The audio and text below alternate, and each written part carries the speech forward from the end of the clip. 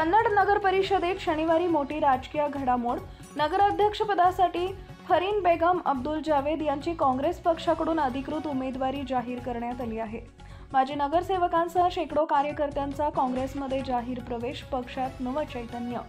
कन्नड इथं माजी आमदार नामदेवराव पवार यांच्या नेतृत्वाखाली पत्रकार परिषद पार पडली। याच परिषदेत माजी उपनगराध्यक्ष अब्दुल जावेद यांच्या पत्नी फरीन बेगम अब्दुल जावेद यांची काँग्रेसकडून उमेदवारी अधिकृतपणे जाहीर झाली। या निर्णयानं कन्नड नगराध्यक्षपदाच्या रणधुमाळीत नवे राजकीय समीकरण निर्माण झालं आहे। नामदेवराव पवार यांचं विधान, कन्नडचा 15 वर्ष रखडलेला विकास आम्ही पूर्ण करणार आहोत। फरीन बेगम यांना विजयी केल्याशिवाय समाधान नाही, असं ठाम विधान पवार यांनी केलं आहे। मोठं शक्ती प्रदर्शन, कार्यकर्त्यांचा उत्स्फूर्त प्रतिसाद। राष्ट्रवादी उमेदवारी जाहीर होताच काँग्रेस कार्यकर्त्यांनी मोठ्या उत्साहात स्वागत केले।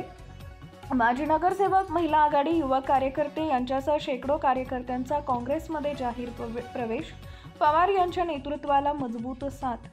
कन्नडच्या राजकारणात नवचैतन्य। या घडामोडीमुळे काँग्रेस पक्षात प्रचंड ऊर्जा निर्माण झाली असून आगामी निवडणूक अधिक रंगतदार होणार अशी राजकीय वर्तुळात चर्चा आहे।